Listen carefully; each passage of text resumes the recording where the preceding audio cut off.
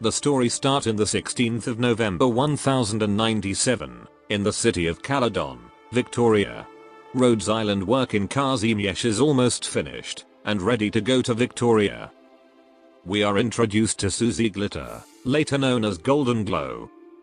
She's an infected who went to Caladon for work to ease her family burden. And she's working in the shop called Green Spark in the city's infected community. The shop is owned by Quercus, who mainly work as a messenger. Secretly a Rhodes Island intelligence officer, and using the shop as a hideout. It's actually an arboretum and lighting shop, but somehow it got treated as a pub. Then we see Mr. James Stone, Mechanic Bean, and the head of the local Rhodes Island branch office, Operator Bitterroot. They're irregular, and chatting all sorts of things about the city and its infected. The city provides jobs, mostly factory work to the city infected, or even those who came from outside of Victoria. The work and living condition are decent. But still, oftentimes infected workers' salary are docked by the employer. Local police barely want to trouble themselves with the infected community. And there's constant protest about the infected, typically those who are a foreigner. On the next morning, when Susie was delivering goods to customer, she stumbled upon infected protest.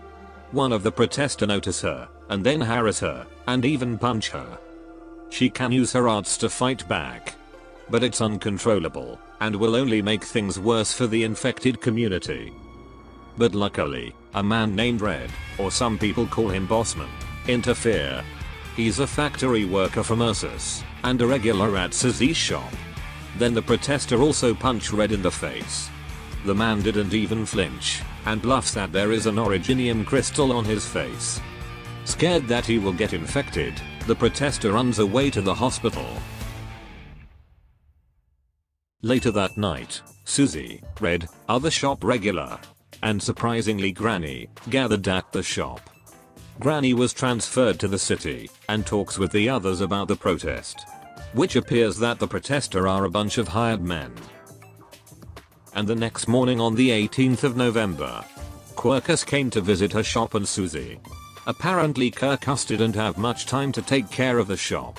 And the landlord wanted to rent it to someone else. So Susie planned to buy the shop. It is her dream to have her own shop, and becoming fully independent. Later that night, Miss Mountbatten, better known as Skyfire, visited the shop. She's in charge of coming up with solutions to solve infected problems in the city. But the meeting with the city council didn't go like what she had hoped for. And now she's grumbling over it in the shop. Knowing Skyfire, temperature rises when she's in bad temper. Luckily, Susie calmed her down before things starting to burn. Next morning on the 19th of November, Granny is with Bean, asking him some questions. She is investigating about a rumor that somebody had been using the city's abandoned structure for something. And she is also investigating about a recent robbery in Count Bishma's residence.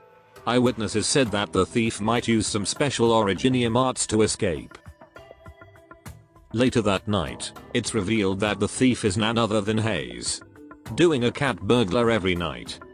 She did it for her own, and for an infected girl called Minnie. In this interlude we got more of Hayes' background.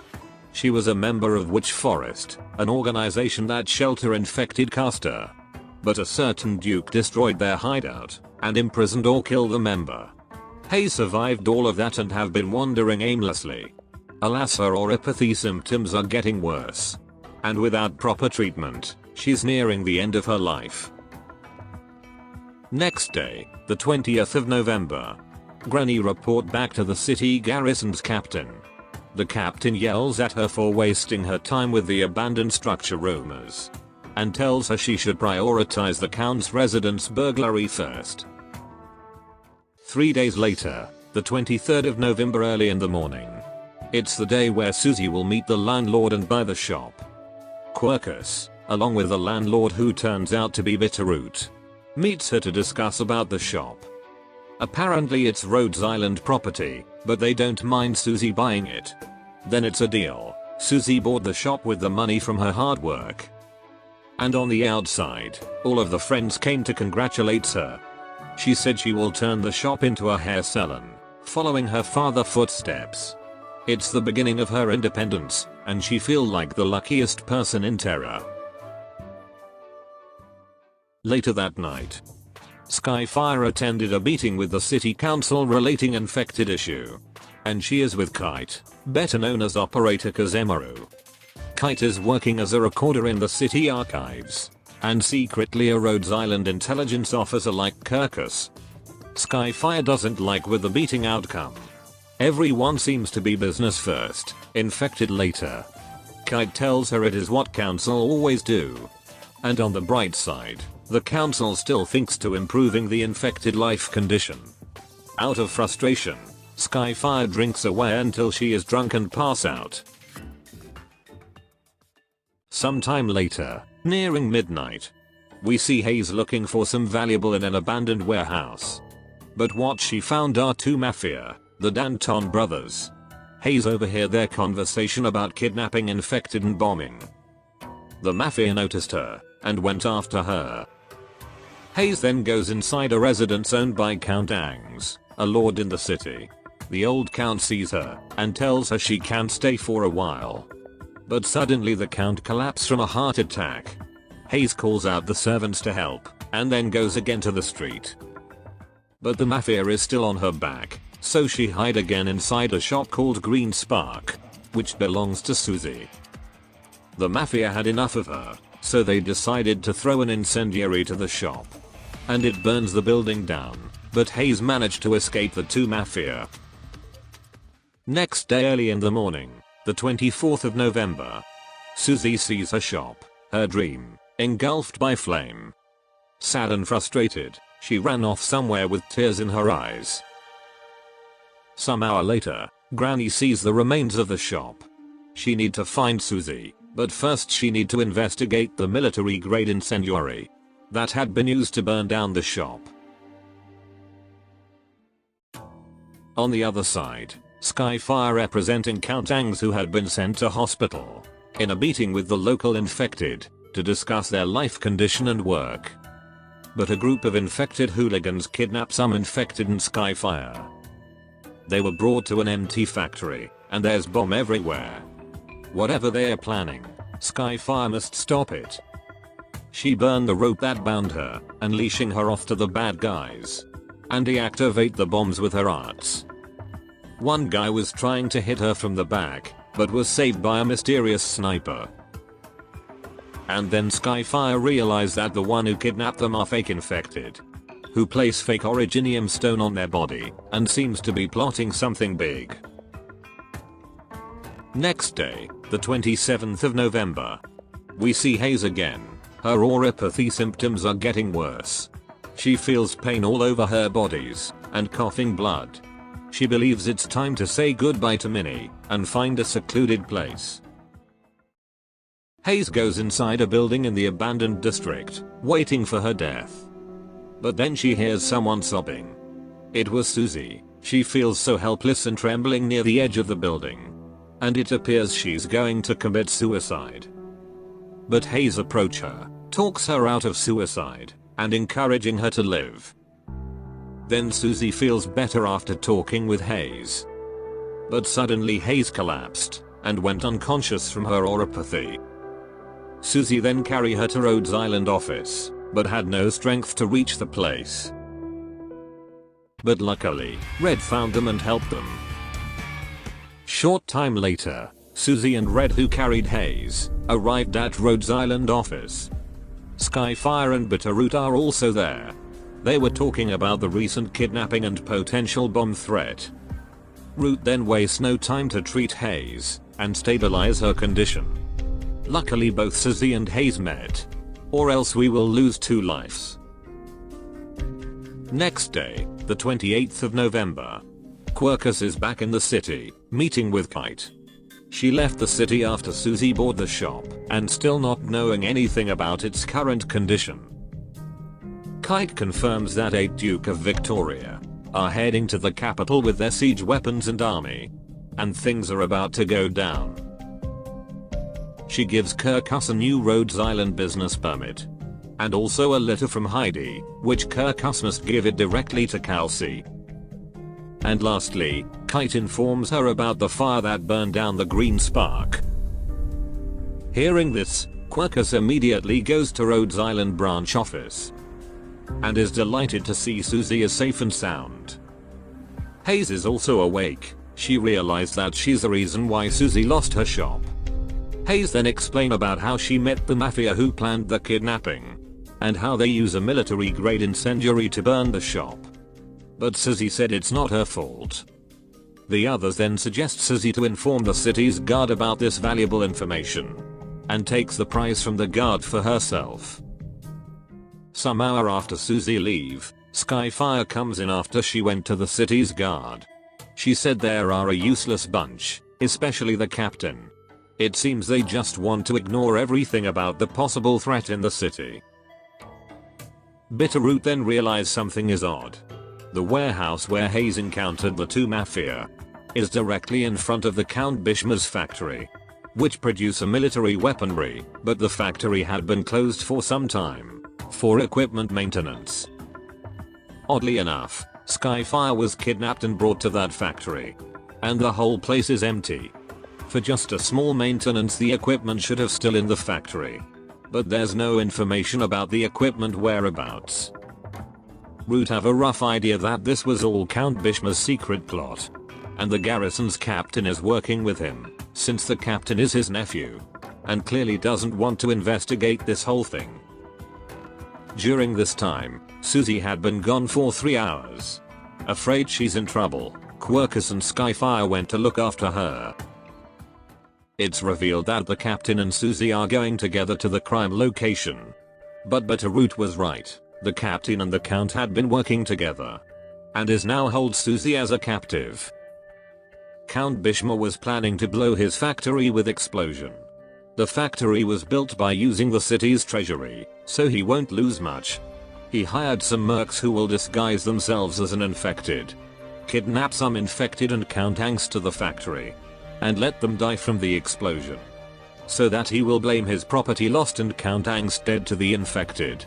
He secured all of the factory equipment through the city's abandoned structure, so when the council give him money to cover his losses, he will gain lots of money. Not to mention the factory equipment can be sold somewhere with a high price. But all of his plans failed because of Susie and her accomplice. Right now the Count Bishma wants every evidence to be secured or destroyed, including Susie. The guard captain is ready to silence her until the underground structure starting to collapse from unknown explosion. Rewinding back a little, still in the 28th of November, we see Granny confronting the two mafia. They run away, and Granny is hot on their tails. The mafia hid inside a safe house which had been prepared by Count Bishma. They are looking for a passage to the underground structure. The mafia decided to use an incendiary to burn the house down to cover their tracks. But because the room is so dark, they failed to see explosive substance near them. So when they light the incendiary, the place explodes in an instant.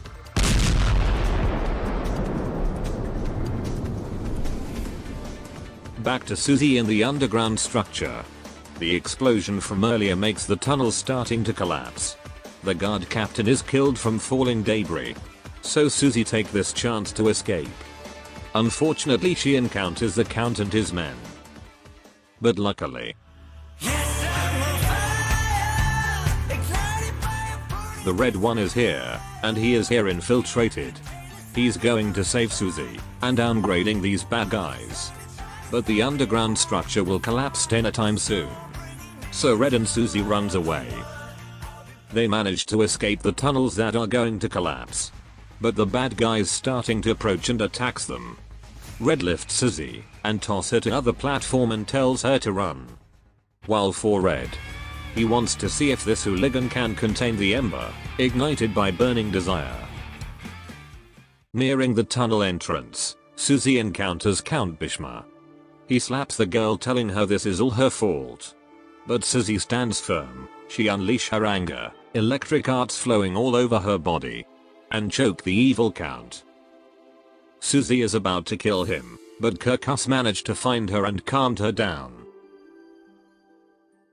2 days later, the 30th of November, Skyfire meets Count Angst in hospital, which turns out to be her professor.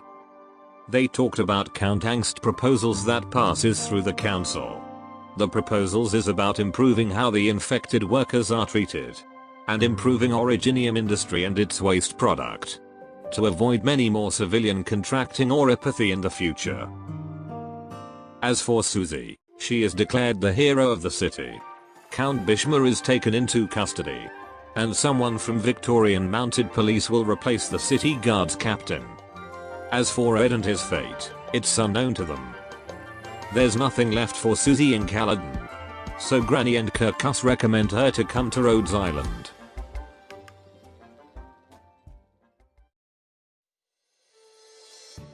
And moving to the epilogue of the story. The date is the 21st of December, almost a month after Caladon incident, before the grand rescue of Tallulah. The Reunion remnants have been living in the wasteland of terror, though their numbers are thin after Chernobog incident. But they are still determined to fight against infected injustice. And their members are more varied now, with people from different nations of terror, and even non-infected, and do more righteousness, just like what Patriot hoped for. We see Guard, a former Rhodes Island operator who defected to Reunion. He explained to other Reunion member why they strip off their Reunion symbol, and they should trust their new engineer Dijkstra, despite being a non-infected. Later, it is revealed that Red and Bean were working with Reunion all along. They were in Caladon to see how the infected lives there, and actually had been helping the city with various things in secret. They also got some new equipment and clothes from infected worker in Caladon. Later, Guard sees Red, their leader 9, and other engineer in a hangar, who are working on building a VTOL aircraft. They still missing a few parts, which they will get from our friendly merchant Cannot. Later, Guard, Red and some other Reunion meet Cannot to buy the VTOL part. Apparently he didn't bring the goods, but Cannot assure them it will soon arrive. Turns out the goods are transported by armed convoy from Columbia, and Cannot assure them again everything will be fine, and he won't let his customer do the dirty work. Then all of a sudden, a giant metal crab that disguised as a boulder rush in and attack the convoy. Other attacker that were hiding also begin to attack. The remaining convoy guard run away, and they manage to secure the goods. Then Reunion realize Cannot and his men are a Rusthamer, some sort of a barren lands bandit that the Reunion doesn't really like. The tension rising, and everyone are readying their weapons. But one Reunion member notices that one of the Rusthamer is a former Reunion member. Seeing friends in both sides, the tension quickly decrease. I must say, what a beautiful reunion. Cannot and few of his men will personally brings the goods to Reunion's base.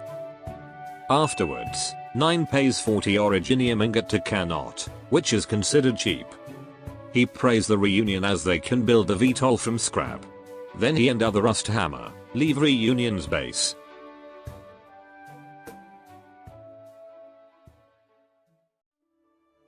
Then we see 9 and Elba, a Reunion member and also a messenger, meeting with Cannot. The timeline of this scene is unclear, but 9 and Elba wanted an explanation of why he helped Reunion and other faction, without clear reason, and with a cheap price.